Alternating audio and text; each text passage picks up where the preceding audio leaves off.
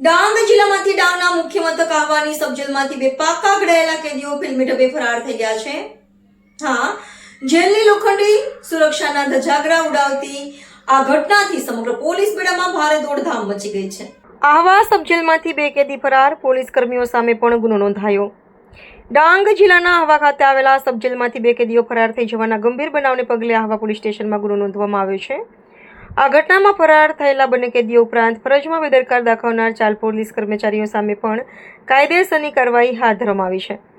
પ્રાપ્ત માહિતી મુજબ તારીખ 4 જૂન 2026ના રોજ આશરે 10:30 વાગ્યાના અરસામાં આહવા સબજેલમાં કેદી ગિરીશભાઈ સોનજુભાઈ બાગુલ અને વિજયભાઈ મંગુભાઈ ધુમે અગાઉથી કાવતરું રચી જેલમાંથી ભાગવાનો પ્રયાસ કર્યો હતો. આરોપી ગિરીશભાઈએ પેટમાં દુખાવાનું બહાનું બનાવી જેલગાર્ડને બેરેકનું તાળું ખોલાવવા જણાવ્યું હતું. આ દરમિયાન ફરજ પર રહેલા જેલગાર્ડ દ્વારા બેરેક ખોલવામાં આવતા અને સબજેલના મુખ્ય દરવાજાને યોગ્ય રીતે તાળું ન મારવાના કારણે બંને કેદીઓએ ગાર્ડને ધક્કો મારી જેલના મુખ્ય દરવાજેથી ફરાર થવામાં સફળતા મેળવી હતી. ફરિયાદ અનુસાર ફરજ પર રહેલા 4 પોલીસ કર્મચારીઓએ પોતાની કાયદેસરની ફરજમાં બેદરકારી અને નિષ્કાળજી દાખવી હોવાના આક્ષેપો કરવામાં આવ્યા છે, જેના કારણે કેદીઓ ભાગી જવામાં સફળ રહ્યા હોવાનું જણાવાયું છે.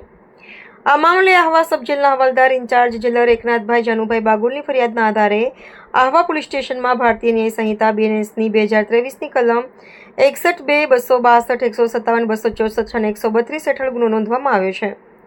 પોલીસ ઇન્સ્પેક્ટર JK બારિયાના માર્ગદર્શન હેઠળ સમગ્ર ઘટનાની વધુ તપાસ હાથ ધરવામાં આવી છે. ફરાર કેદીઓની શોધખોળ માટે પોલીસની અલગ અલગ ટીમો કાર્યરત કરવામાં આવી હોવાનું જાણવા મળ્યું છે.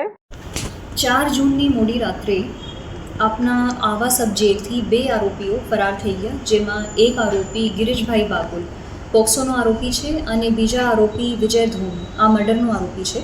અને આ બંને આરોપીઓને શોધવા માટે ડાંગ જિલ્લા પોલીસ દ્વારા 10 ટીમો બનાવવામાં આવી હતી અને આ 10 ટીમોએ કોઈ નાસિક બાજુ, નવસારી બાજુ અને ચેકપોસ્ટ ઉપર તૈનાત હતી અને હ્યુમન અને ટેકનિકલ સોર્સથી પણ શોધવા માટે પ્રયત્નો કરતી હતી. એના સિવાય ફોરેસ્ટ કોમ્બિંગ પણ કરવામાં આવી.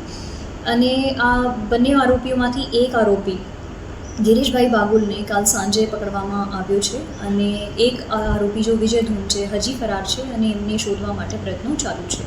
આ એક આરોપી ગિરીશભાઈને પકડવા માટે ડાંગ જિલ્લાના લોકોને બહુ મદદ કરી પોલીસને, અને એના માટે ડાંગ જિલ્લા પોલીસ વતી હું બધાને આભાર માનું છું.